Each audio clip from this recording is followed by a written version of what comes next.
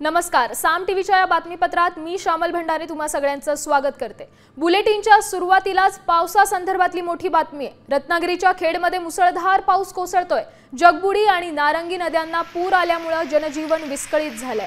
खेडच्या mutton market परिसरात जगबुडी नदीच्या पुराचं पाणी शिरण्यास सुरुवात झाली आहे। खेड नगर परिषद प्रशासन आणि तालुका आपत्ती विभागाकडून नदीकाठच्या नागरिकांना सतर्कतेचा इशारा देखील देण्यात आलाय। ही आपण दृश्य पाहता ही जगबुडी नदीची दृश्य आहेत। जगबुडी नदीने इशारा पातळी ओलांडली आहे।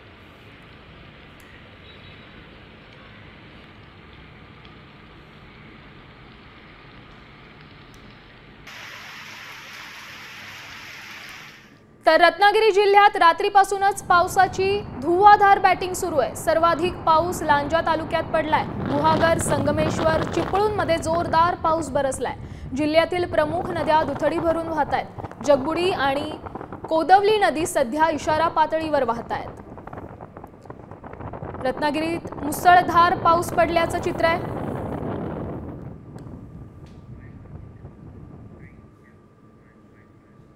पुढची अपडेट पण रत्नागिरीतूनच आहे। रत्नागिरी राजापूरमध्ये सध्या जोरदार पाऊस सुरू आहे। भूगावात कॉजवेवरून पाणी वाहू लागलंय। भूगावाच्या मधलीवाडीत कुंभारवाडी, बौद्धवाडी आणि ब्राह्मणवाडीचा संपर्क तुटलाय। राजापुरात पाऊस इतका पडलाय की अनेक गावांचा त्यामुळे संपर्क तुटलाय।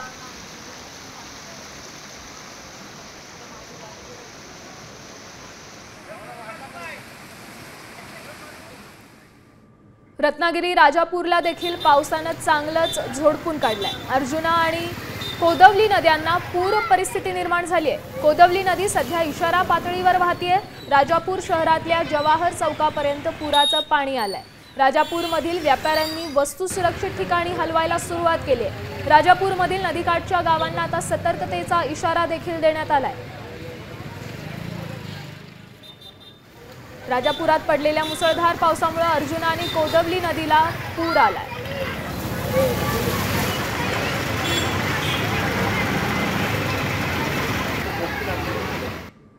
रत्नागिरी मुंबई गोवा महामार्गाला मुसळधार पावसाचा फटका बसलाय। लांजा तालुक्यातील वाकेड घाटात संरक्षण भिंतीसह दरड कोसळली आहे। सध्या 9:15 वाजण्याच्या सुमारची ही घटना आहे। महामार्गावर सध्या एकेरी वाहतूक सुरू आहे।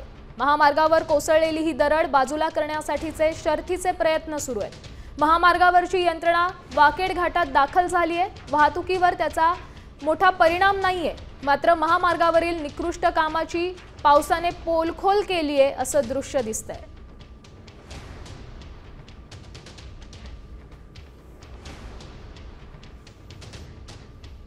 तर राज्यभर कोसळणाऱ्या मुसळधार पावसामुळे रत्नागिरी जिल्ह्यात जनजीवन पूर्णपणे विस्कळीत झालंय। संततधार पावसामुळे जिल्ह्यातील अनेक नद्यांनी पातळी ओलांडली आहे। शास्त्री नदीच्या पाणी पातळीत प्रचंड वाढ झाली आहे। त्यामुळे संगमेश्वर इथल्या रामपेठ बाजारपेठेत पूरस्थिती निर्माण झाली आहे। या पुरामुळे अनेक व्यापाऱ्यांच्या दुकानात तसंच नागरिकांच्या घरामध्ये पाणी शिरलंय।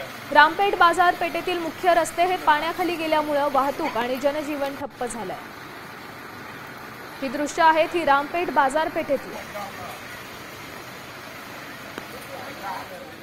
जर आता पाणी वाढत आहे तरी जवळच्या दुकानांना आणि घरांना माहिती दिलेली आहे की आपले सामान चांगल्या घरी जाऊन शिफ्ट केलेलं करावे सांगितलेलं आहे। पाण्याची पातळी वाढत निघाल्यामुळे नागरिकांना सतर्क राहण्यास इशारा दिलेला आहे। त्यामुळे नागरिकांनी आपापल्या घरी व्यवस्थित राहावे ही नम्र विनंती।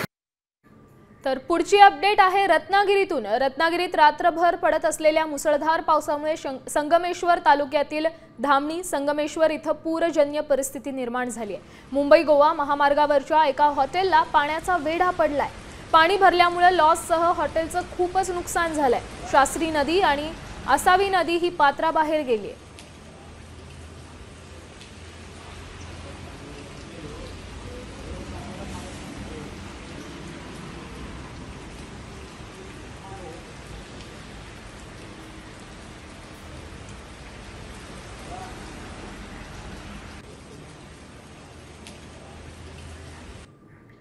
मुंबई गोवा महामार्गावर संगमेश्वर कुरुंदुडा इथं संरक्षक भिंतीला तडे गेलेत, त्यामुळे ग्रामस्थांमध्ये आता भीतीचं वातावरण पसरलंय। बेजबाबदार ठेकेदाराच्या निकृष्ट कामाचा नमुना यामुळे समोर आलाय।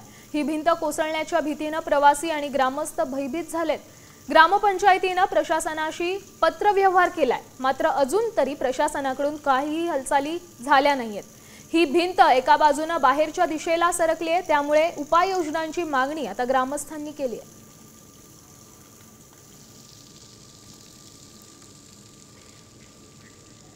आपण ही भिंत पाहू शकताय, ही भिंत आहे, ही संरक्षक भिंत आहे आणि या भिंतीला ही एका बाजूला झुकल्यामुळे दुर्घटनेची शक्यता देखील वर्तवण्यात येते। प्रशासनाचं याकडे सपशेल दुर्लक्ष झाल्याचं चित्र आहे। त्यासोबत राज्यात मान्सूनचा पाऊस सक्रिय झालाय। आज कोकणासह मुंबई ठाण्याला पावसाचा रेड अलर्ट जारी करण्यात आलाय। नागरिकांनी सावधगिरी बाळगण्याचं आवाहन देखील करण्यात आलंय। तर पुणे, कोल्हापूरला ऑरेंज अलर्ट देण्यात आलाय। पूर्व विदर्भातही पाऊस पडण्याची आणि ती वाढण्याची देखील शक्यता आहे। विजांसह वादळी पावसाची शक्यता आता वर्तवण्यात आली आहे। अरबी समुद्रापासून ओडिशा किनाऱ्यापर्यंत हवेचा कमी दाबाचा पट्टा हा विस्तारलाय। ही प्रणाली पूरक ठरत असल्यामुळे राज्यात पावसासाठी हे पोषक वातावरण निर्माण झालंय। मध्य महाराष्ट्र आणि मराठवाड्यात मात्र पावसाचा जोर कमी होण्याचा अंदाज आहे।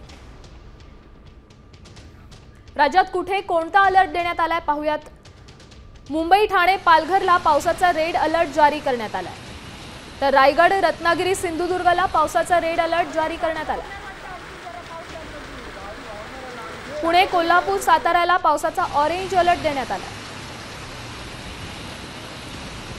पूर्व विदर्भातही पाऊस वाढण्याची शक्यता हवामान विभागाने वर्तवली।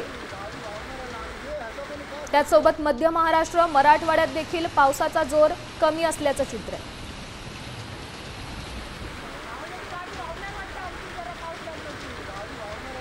आता थेट जाऊयात रत्नागिरीत, अधिक अपडेट्स घेऊयात आमचे प्रतिनिधी अमोल कलये यांच्याकडून।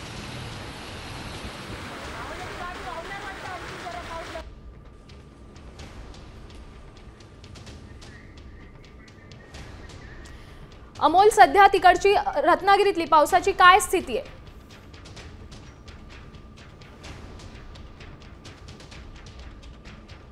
रत्नागिरीमध्ये उत्तर रत्नागिरी असेल, दक्षिण रत्नागिरी असेल, या ठिकाणी जोरदार पावसाच्या सरी कोसळत आहेत। मग राजापूर असेल, संगमेश्वर असेल, या सर्वच भागामध्ये जे आहे ते पाऊस सध्या कोसळताना पाहायला मिळतोय। राजापूरमध्ये कोदवले नदीने इशारा पातळी ओलांडलेली आहे आणि पूरजन्य परिस्थिती या ठिकाणी निर्माण झालेली आहे।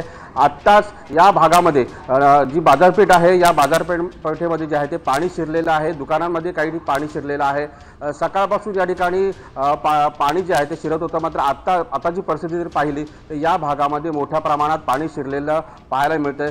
तर संगमेश्वरमध्ये देखील बाजारपेठेमध्ये पाणी शिरलेलं आहे। इथल्या दुकानामध्ये देखील पाणी शिरलेलं आहे आणि एकंदरीत जिल्ह्याचं जर पाहिलं तर जिल्ह्यामध्ये 3 नद्या ज्या आहेत त्या सध्या इशारा पातळीवरनं वाहत आहेत। खेडमध्ये जगबुडी नदी देखील इशारा पातळीवरती वाहते। खेडमध्ये देखील सध्या पूरजन्य परिस्थिती काहीशी निर्माण झालेली आहे।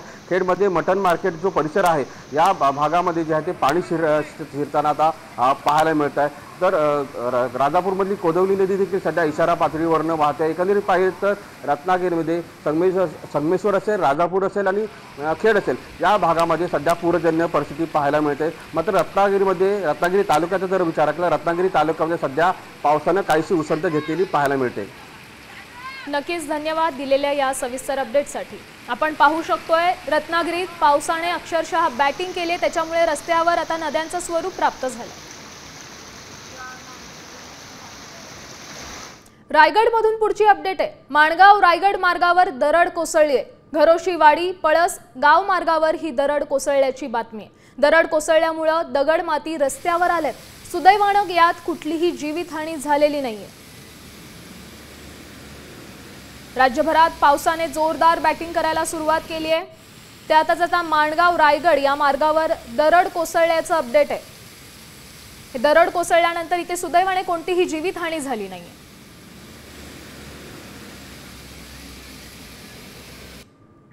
पुढची बातमी कोल्हापूरमधून आहे। 3 दिवसांच्या विश्रांतीनंतर कोल्हापूर जिल्ह्यातल्या विविध भागांमध्ये पुन्हा पावसाला सुरुवात झाली आहे। जिल्ह्यात होत असलेल्या पावसामुळे पंचगंगा नदीपात्रात पाण्याचा प्रवाह वाढतोय। त्यामुळे कोल्हापूर शहरात असणाऱ्या राजाराम बंधाऱ्यावर पुन्हा दुसऱ्यांदा पाणी आलंय। राजाराम बंधाऱ्यावर पाणी आल्यामुळे या मार्गावरील वाहतूक तात्पुरती बंद करून पर्यायी मार्गाने वाहतूक सुरू करण्यात आली आहे.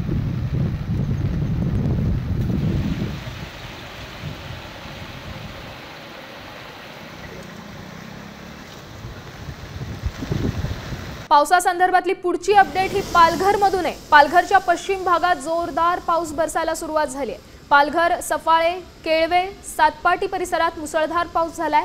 जोरदार पावसामुळे अनेक सखल भागात पाणी साचायला सुरुवात झाली आहे. पुढील 24 तासात पालघर जिल्ह्यात मुसळधार पावसाचा हवामान खात्यानं इशारा दिलाय. अत्यावश्यक काम असेल तरच घराबाहेर पडा असं आवाहन जिल्हा प्रशासनानं नागरिकांना केलंय.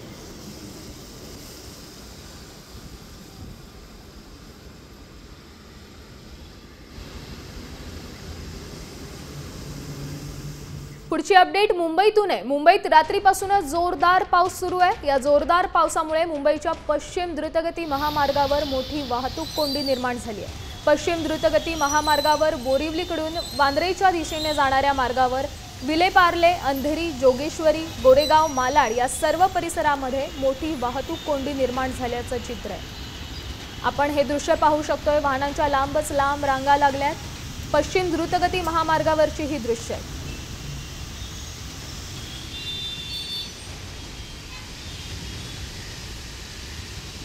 पुढची अपडेट पुण्यातून आहे. पुण्यात मध्यरात्रीपासूनच जोरदार पाऊस बरसतोय. शहरातील मध्यवर्ती भागांचा उपनगरांमध्ये पहाटेपासूनच रिपरिप तर काही ठिकाणी पावसाचा जोर मोठा आहे.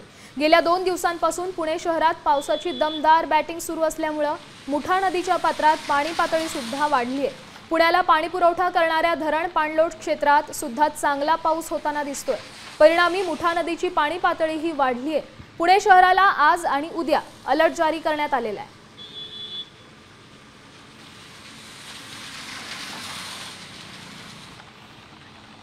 पुणे शहरासाठी ही आनंदाची बातमी म्हणावी लागेल, कारण धरणाच्या पाणी पातळीत वाढ झाली आहे. पुणेकरांना पाणी पुरवठा होणाऱ्या धरणात पाण्याची पातळी वाढली आहे. त्यामुळे ही काहीशी दिलासादायक बातमी म्हणावी लागेल. धरण पाणलोट क्षेत्रातही मुसळधार पाऊस पडतोय. मात्र पुणे शहराला आज आणि उद्या या 2 दिवसांसाठी ऑरेंज अलर्ट देण्यात आला आहे.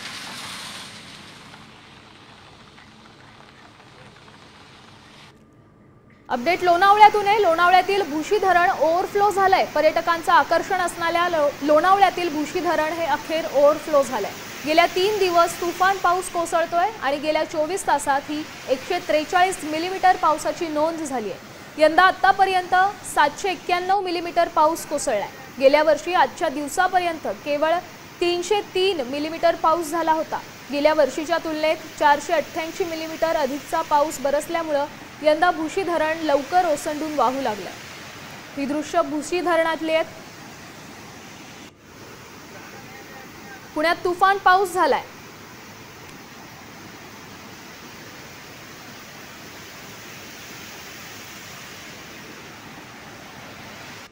आता पुणेकरांसाठी आनंदाची बातमी. पुणे शहराला पाणी पुरवठा करणाऱ्या 4ही धरणांच्या पाणी साठ्यात वाढ झाली आहे. खडकवासला धरण, साखळी क्षेत्रातल्या 4ही धरणाच्या पाणीसाठ्यात मोठी वाढ झाल्याची बातमी आहे. खडकवासला धरण साखळी क्षेत्रातला पाणीसाठा हा 5.45 TMC इतका झालाय. गेल्या 2 दिवसांपासून खडकवासला धरण साखळी क्षेत्रात झालेल्या पावसामुळे पाणीसाठ्यात मोठी वाढ झाली आहे. पुणेकरांची आता पाण्याची चिंता मिटली आहे. खडकवासला, टेमघर, वरसगाव आणि पानशेत या 4ही धरणात गेल्या 2 दिवसात समाधानकारक पाऊस पडलाय.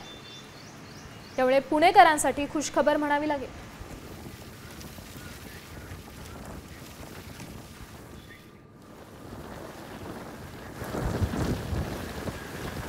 पुढची बातमी ही मुंबईतून आहे. मुंबईच्या गिरगाव परिसरात रस्ता खचल्यामुळे बेस्टची बस ही 5 फूट खड्ड्यात अडकली आहे. गिरगाव मेट्रो स्टेशन जवळ हा अपघात झालाय. सुदैवानं या अपघातात कोणीही जखमी झाल्याची माहिती नाहीये. मात्र या अपघातामुळे प्रवाशांमध्ये भीतीचं वातावरण आहे. MMRDAच्या निष्काळजीपणामुळे अपघात झाल्याचा आरोप करण्यात आला. अथक प्रयत्नानंतर खड्ड्यात अडकलेली बस बाहेर काढण्यात आली.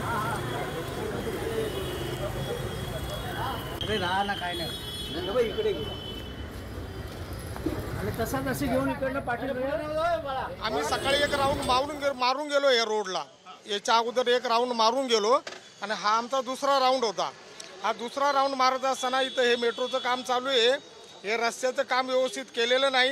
इथून गाडी जात असताना पुढचं चाक पास झालं, परंतु मागच्या चाक अचानक धसलं गेलं तिथे आणि धसलं गेल्यानंतर नशिबाने दैवाच्या कृपेने कुठल्याही प्रवाशाला कुठल्याही प्रकारची इजा झालेली. तर बातमी दौंडमधून आहे. दौंडहून पुण्याला येणाऱ्या डेमू ट्रेनमध्ये एक थरारक घटना घडली. सकाळी 7:05 दौंडवरून निघालेल्या शटल ट्रेनच्या एका डब्यातील टॉयलेटमध्ये अचानक आग लागली. ही आग शॉर्ट सर्किटमुळे लागल्याचा प्राथमिक अंदाज आहे. घटनेमुळे ट्रेनमध्ये काही वेळ गोंधळाचं वातावरण निर्माण झालं होतं.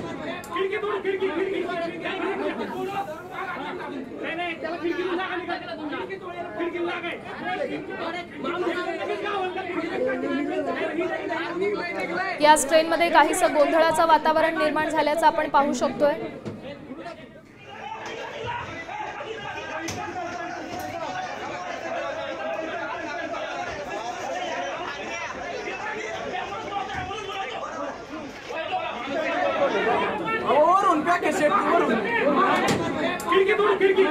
त्या कुंडमळा दुर्घटनेबाबत महत्त्वाची अपडेट आहे. ड्रोनद्वारे सर्च ऑपरेशन या संदर्भात सुरू करण्यात आलंय. कुंडमळा दुर्घटनेत 4 जणांचा मृत्यू झाल्याची माहिती समोर येते, तर 2 ते 3 जण अद्याप बेपत्ता आहेत.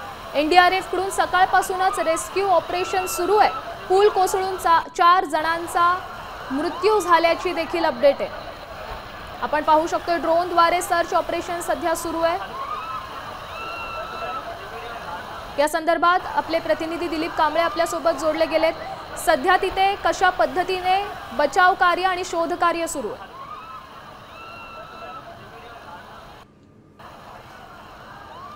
काल इंद्रायणी नदीवरील जो पूल आहे तो पडला होता. त्याच्यामध्ये 4 लोक जे आहेत ते मृत्युमुखी झाले होते आणि जवळजवळ 51 लोक जे आहेत ते जखमी झाले होते. मात्र प्रशासनाने सांगितलं होतं की मिसिंग आतापर्यंत आमच्याकडे कुठलीही नोंद झालेली नाही. मात्र आता यावेळेला त्यांनी असं ठरवलं की समजा यदा कदाचित जर कोणी वाहून गेला असेल त्यासाठी सर्व जे यंत्रणा आहे त्याला कामाला लागलेली आहे आणि आता हे सर्व शोध कार्य जे आहे ते आपल्याला सुरू केलेलं आहे. त्यांनी इथे तहसीलदार माननीय तहसीलदार साहेब इथे हजर आहे. त्यांनी त्यांच्या देखरेखीखाली ही सर्व जे आहे यंत्रणा इथे राबवल्या जाते. इथे जे NDRFची असेल किंवा शिवदुर्ग असेल असे विविध जे रेस्क्यू टीम आहे इथे हजर झालेली आहे आणि त्यांनी आता काही वेळातच हे सर्व नदी जे आहे ते शोधून काढणार आहे. नक्कीच धन्यवाद दिलेल्या या सविस्तर अपडेटसाठी.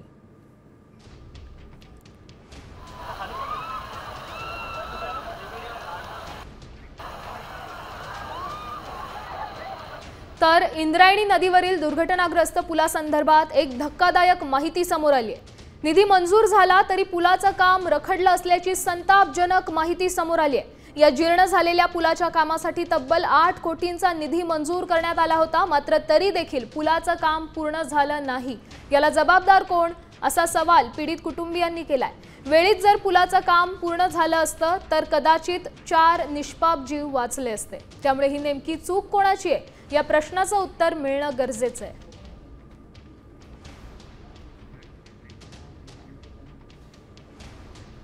याच संदर्भातली पुढची अपडेट म्हणजे इंद्रायणी पूल दुर्घटनेवरून मनसे अध्यक्ष राज ठाकरेंनी फडणवीस सरकारला धारेवर धरलाय. पूल धोकादायक होता, प्रवेशबंदी का केली नाही, जुना पूल पाडून नव्याने पूल का नाही झाला, प्रत्येक घटनेनंतर सरकारची ठराविक प्रतिक्रिया असं ट्विट करत राज ठाकरेंनी या माध्यमातून सरकारवर हल्लाबोल केलाय.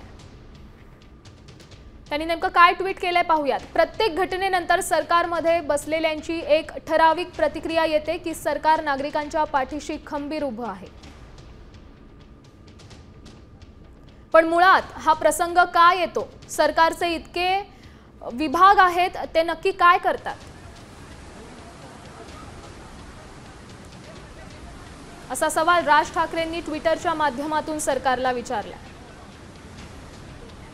अपडेट त्र्यंबकेश्वर मधून आहे. त्र्यंबकेश्वर रस्त्यावरील पिंपळगाव गरुडेश्वर भागात ढगफुटी सदृश्य पाऊस झालाय.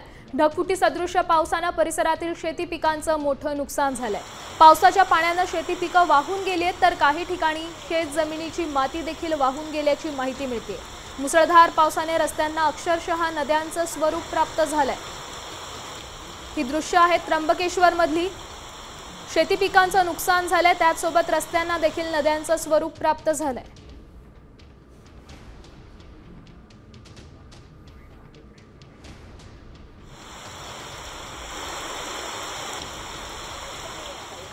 तर तिकडे केदारनाथ घाटीत देखील मुसळधार पाऊस कोसळतोय, त्यामुळे केदारनाथला जाणारा पायी मार्गावर मोठा ढिगारा आल्याचं दिसून येत आहे। त्यामुळे काही काळासाठी हा मार्ग थांबवण्यात आलाय।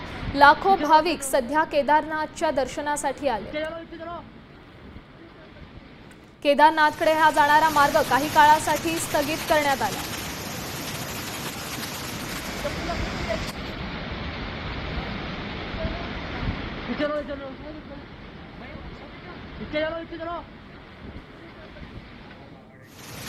पुढची बातमी पाहूयात। खासगी अनुदानित शैक्षणिक संस्थांमधील शिक्षकेतर कर्मचाऱ्यांची ही आता पवित्र पोर्टलद्वारे भरती करण्यात येणार आहे। यामध्ये प्रयोगशाळा सहाय्यक, कनिष्ठ लिपिक आणि ग्रंथपाल या पदांचा समावेश आहे। शालेय शिक्षण विभागाने तसा प्रस्ताव शासनाला सादर केलाय। राज्यातील खासगी अनुदानित शैक्षणिक संस्थांमध्ये सुमारे 25,000 शिक्षकेतर कर्मचारी मंजूर आहेत।